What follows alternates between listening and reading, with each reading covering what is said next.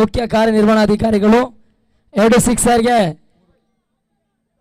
2,000 ಘೋಷಣೆ ಮಾಡಿದ್ದಾರೆ. ಸಾರಿ 3 ಸಿಕ್ಸರ್ ದಾಖಲಿಸಿದ್ದಾರೆ. ಹಾಗಾಗಿ 1,000 ಈಗಾಗಲೇ ಕೊಟ್ಟಿದ್ದಾರೆ. ಸಾರಿ 2,000. ಓಕೆ, ತರದ ಮೊತ್ತ 36.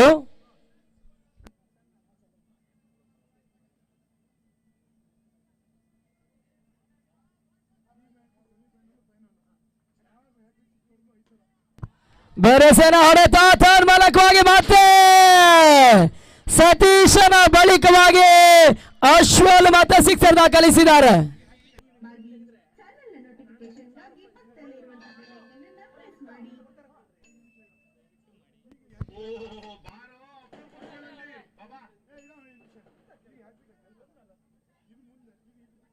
ನೋಡಿ, ಈ ಪಂದ್ಯದಲ್ಲಿ ಆಗಿರ್ಬೋದು, ಮುಂದಿನ ಸೆಮಿಫೈನಲ್ ಅಲ್ಲಿ ಯಾರೇ ಹ್ಯಾಟ್ರಿಕ್ ಸಿಕ್ಸರ್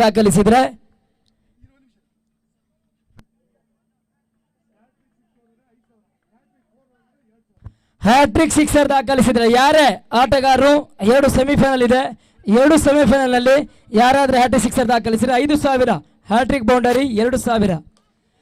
ಬೇರೆಸೇನ ಹೊಡೆತ ಮೂಲಕವಾಗಿ ಮತ್ತೆ 2ನೇ ಸಿಕ್ಸರ್ ಇದೀಗ ಅಶ್ವಲ್ ದಾಖಲಿಸ್ತಾ ಇದ್ದಾರೆ.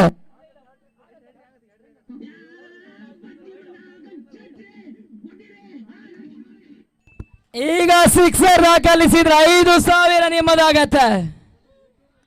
ಕ್ರೀಡಾಪಟುಗಳನ್ನ ಪ್ರೋತ್ಸಾಹಿಸುವಂತ ಕೆಲಸವಾಗ್ತಾ ಇದೆ.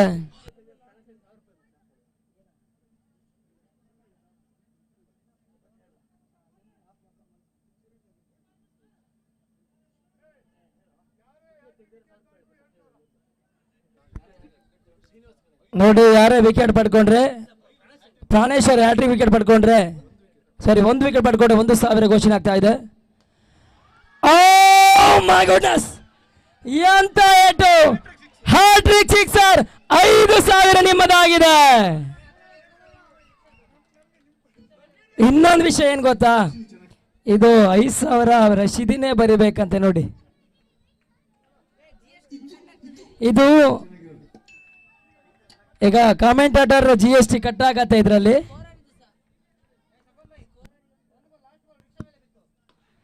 ಬೇರೆಸೇನ ಹೊಡೆತ ಮೂಲಕವಾಗಿ ಬ್ಯಾಕ್ ಟು ಬ್ಯಾಕ್ 4ನೇ ಸಿಕ್ಸರ್.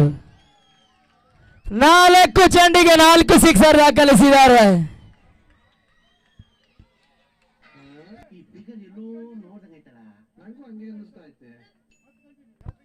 ಮತ್ತೆ ಹ್ಯಾಟ್ರಿಕ್ ಹೊಡೆದ್ರೆ ಮತ್ತೆ 5,000.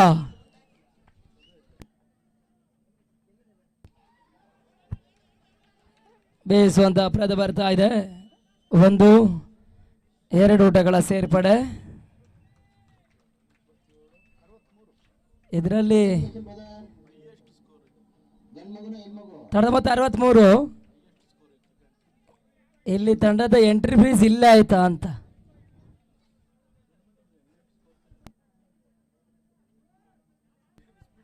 ಟೂರ್ನಮೆಂಟಿನ ಹೈಯೆಸ್ಟ್ ಸ್ಕೋರ್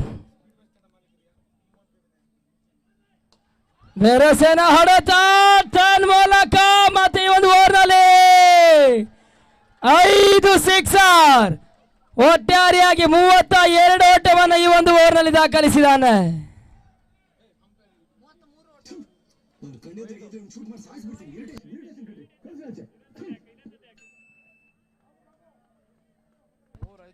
ಅರವತ್ತ 9 ಓಟಗಳು, ಜಯಕ್ಕಾಗಿ 70 ಅವಶ್ಯಕತೆ.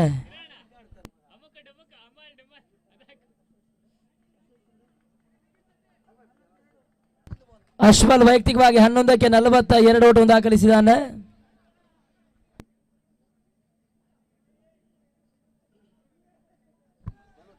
ಮುಂದಿನ ಹಂತದ ವಿದ್ಯಮಾನಕ್ಕಾಗಿ ಓವರ್ ಟು ಕಿರಣ್ ಬುಕ್ಲಾಪುರ.